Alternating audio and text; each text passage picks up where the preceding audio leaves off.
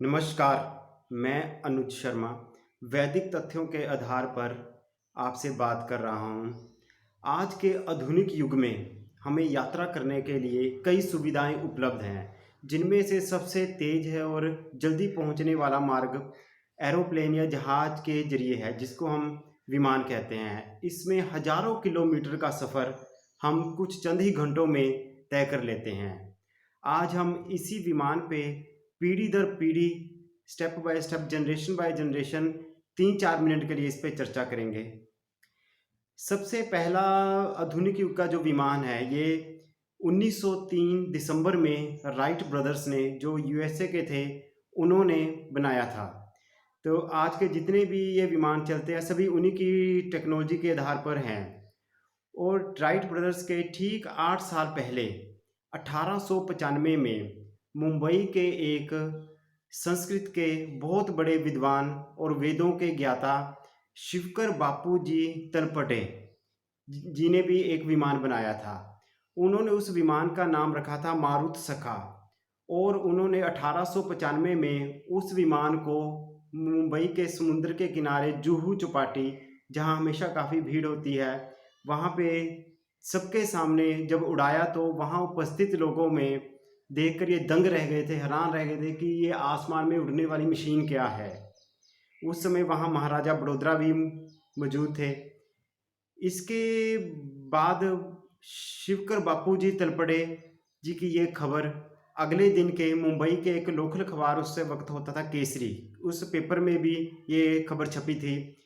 और उस पर वो अपने इस प्रोजेक्ट को आगे नहीं ले जा सके, क्योंकि उनकी अपनी आर्थिक हालत अच्छी नहीं थी और वो एक इतिहास के पन्नों में थोड़े गुमसे हो गए। लेकिन 2015 में, पूरे 120 साल बाद, बॉलीवुड के ही एक डायरेक्टर ने शिवकर बापू जी तलपटे जी के जीवन पर आधारित एक फिल्म का निर्माण किया, जिस फिल्म में मिथुन चक्रवर्ती जी और आयुष्मान खुराना ने तलपटे जी का और उनके गुरु का अभिनय किया था।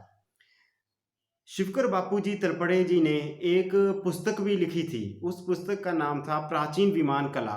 उसमें उन्होंने लिखा है कि जो उन्होंने उड़ने वाला विमान 1895 में बनाया था, या मशीन जो उड़ने वाली बनाई थी, वो उन्होंने महर्षि भारद्वाज जी की पुस्तक है, एक पुरानी पुस्तक है, ग्रंथ है विमान संहिता, उसके आधार पर उसको स्टडी करने के बाद उन्होंने बनाया था। अब हम बात करते हैं महर्षि भारद्वाज जी की। महर्षि भारद्वाज जी का नाम तो सब जानते ही होंगे।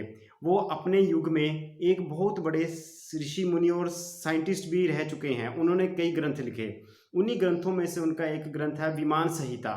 विमान संहिता में 8 अध्याय हैं और 3000 श्लोकों में भारद्वाज जी ने 32 प्रकार के विमान बनाने का विवरण दिया हुआ है।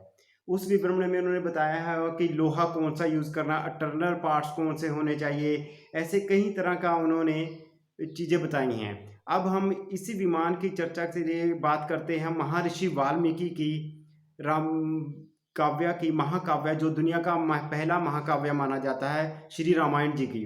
रामायण में महर्षि वाल्मीकि जी ने कई स्थानों पर विमान की चर्चा की है, जो उड़ने वाला विमान है।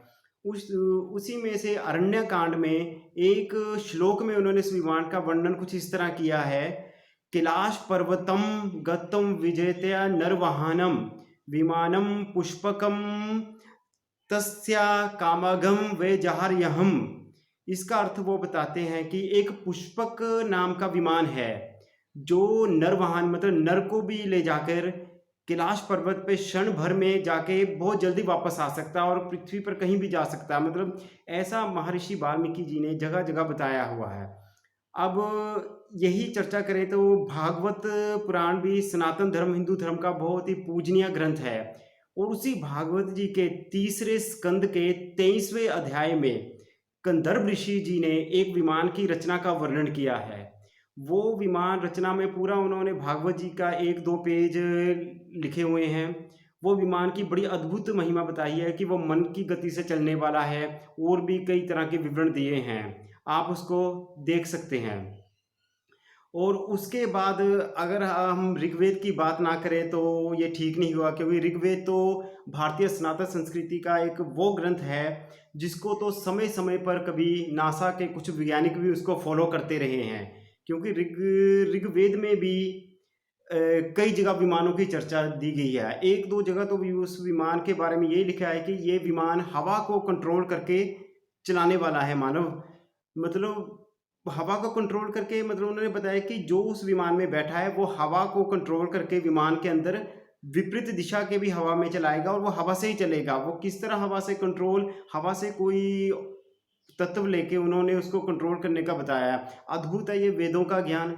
ये बात सुनने में ऋग्वेद की मेरे को भी थोड़ी अटपटी लगती है, पर लेकिन हम जिस युग में आज आधुनिक युग में खड़े हुए हैं उससे अगर हमें 20-25 साल पहले कोई बताए कि हमारे पास लैपटॉप होगा, मोबाइल होगा जिससे हम 1 मिनट में फ़ोटो या कुछ कहीं भी भेज सकते हैं, हम इस बात पे 20 साल पहले विश्वास नहीं कर सकते थे।